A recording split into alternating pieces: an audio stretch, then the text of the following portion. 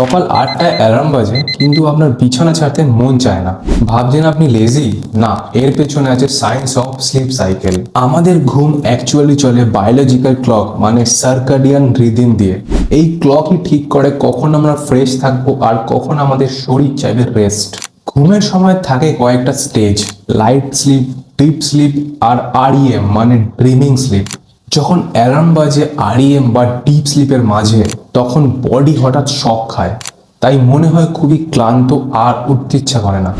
আর একটি রিজন হলো মেলাটোনিন নামের হরমোন, যেটা রাত বাড়ার সাথে সাথে বেড়ে যায় আর ভোর হওয়ার পর ধীরে ধীরে কমতে থাকে। কিন্তু যদি আপনি লেট নাইট স্ক্রল করেন, ফোনের ব্লু লাইট কিন্তু মেলাটোনিন কমিয়ে দেয়, ফলে ঘুমের রিদিম কিন্তু পুরোটা শিফট হয়ে যায়, তাই সকালে উঠতে দেরি হয়। তাহলে সলিউশন কি?